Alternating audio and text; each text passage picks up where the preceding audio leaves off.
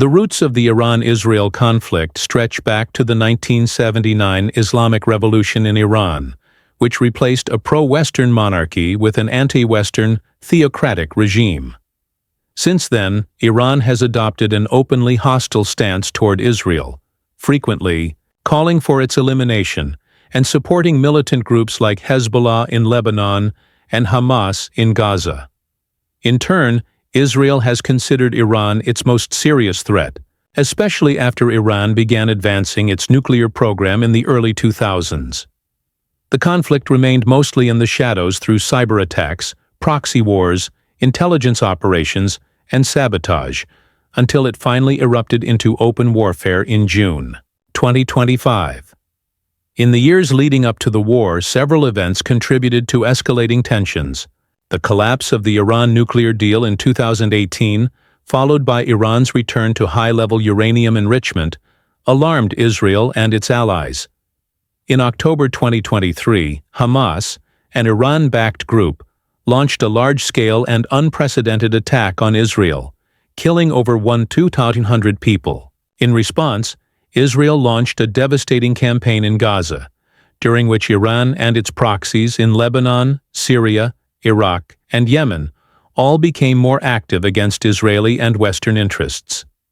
In April and October 2024, Iran crossed a historic red line by launching ballistic missiles directly from Iranian territory into Israel. These attacks were mostly intercepted but changed the strategic reality, proving Iran was willing to act openly rather than just through proxies.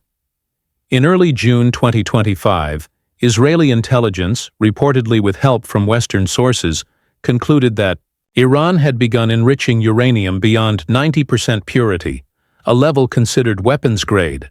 Satellite imagery and intercepted communications indicated that Iran was preparing to assemble a nuclear warhead. For Israeli leaders, particularly Prime Minister Benjamin Netanyahu, this was an unacceptable threat. Israel feared that if Iran achieved nuclear capability, it would embolden Iranian aggression across the Middle East and eliminate Israel's ability to act militarily. The Israeli leadership, feeling time was running out, decided to strike preemptively before Iran could finalize a nuclear weapon. On the morning of 13th June 2025, Israel launched Operation Rising Lion, a massive, multi-layered military campaign targeting Iran directly. Over 120 Israeli fighter jets took off, accompanied by drones and long-range cruise missiles, targeting a wide range of Iranian military infrastructure.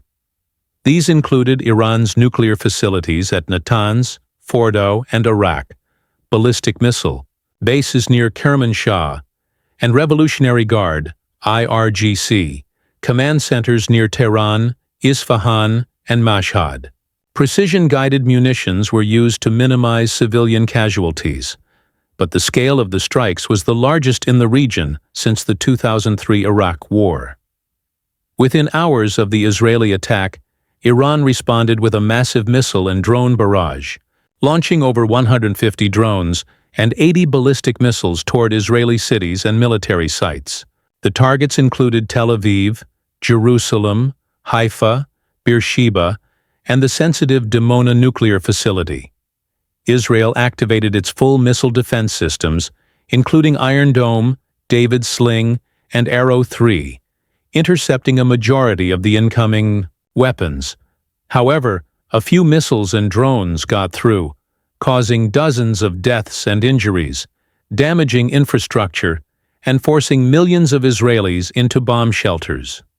One of the major early developments was the death of IRGC commander Hossein Salami, who was killed in an Israeli airstrike on an underground IRGC coordination center near Isfahan. Iran confirmed his death and vowed revenge. On the Israeli side, several air bases and command centers were targeted, and although Israeli officials did not confirm damage, independent sources suggested air bases in southern and central Israel suffered operational delays due to hits from Iranian missiles. Despite these losses, Israel claimed the mission succeeded in crippling Iran's nuclear capabilities and blinding some of its air defenses. The war quickly spread beyond just Iran and Israel. Iran activated its regional network of militias. Hezbollah began launching rockets and drones from southern Lebanon, attacking northern Israel. Syrian militias supported by Iran tried to fire artillery into the Golan Heights. In Iraq, pro-Iranian militias began shelling U.S. bases, prompting American retaliation.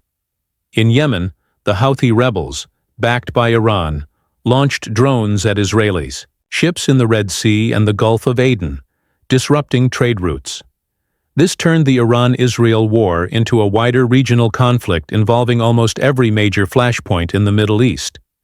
The international community reacted with alarm and urgency. The United Nations Security Council convened an emergency session.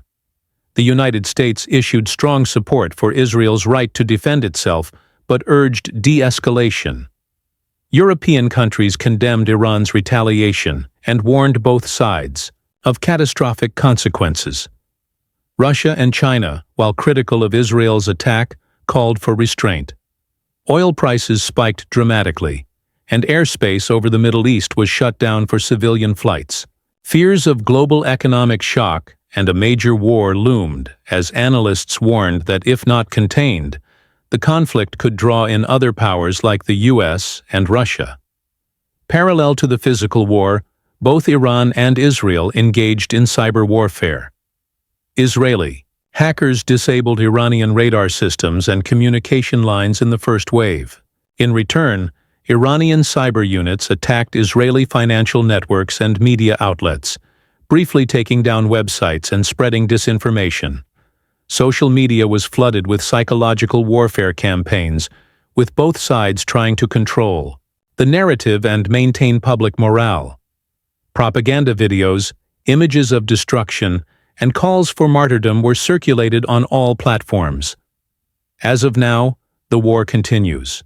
Israel maintains air superiority and has continued striking deeper into Iranian territory, including weapons factories and missile production facilities. Iran, while damaged, has not collapsed and continues to fire missiles and use its proxy forces aggressively. Both nations have mobilized reserve troops and placed their populations under wartime protocols.